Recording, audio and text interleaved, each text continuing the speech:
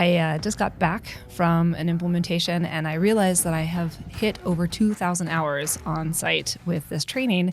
And there are so many similarities that I see from company to company, even though every company I go to always tells me how they're unique, which I find adorable. So let me go through a couple of the personalities that I tend to see when I'm onboarding and how we tend to interact, how we continue to move the onboarding forward, and make sure that our software is as successful as we would like it to be. First and foremost, please onboard with our software. Of course, you can do it on your own. We do say it is very easy to follow. It's an intuitive software, but onboarding really just gives you guys the opportunity to have everybody start at the same place. And it kind of non-verbally tells the rest of your team, hey, we as a management team are taking this really seriously. We've brought this girl over, woman, if you will, to implement this software. This is how seriously we're taking it. So that makes a big difference as well. So the personalities I tend to see are usually in production. When I go through the implementation, there's somebody who's like, oh, this software, what is this? Big brother, they're coming in, they're coming for me. Everybody's gonna come and get me. I'm not gonna do this. This is so dumb, blah, blah, blah. So I usually get one of those guys.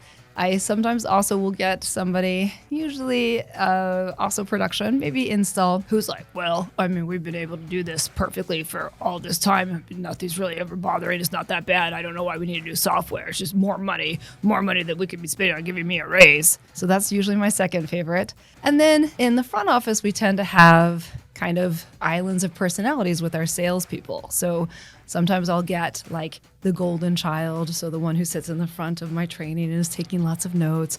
Sometimes I get a problem child who are like rolling their eyes and they don't believe. But ultimately, at the end of this training, because everybody can see how it interacts and how by putting in information on the front end, you save everybody downstream from mistakes, from not having the correct information. And it makes things faster long term. I think there's a book called Go Slow in Order to Move Fast. And that's a little bit of what our software does.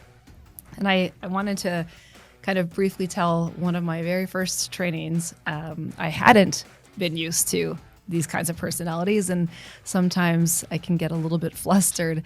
And so I had to take myself outside after kind of being told that the software was the worst software that they've ever seen and that it wasn't going to ever work again. And, you know, they were probably going to have to quit and it was going to be horrible. And I took myself outside and I called Aaron and I was like, I don't know what I'm going to do.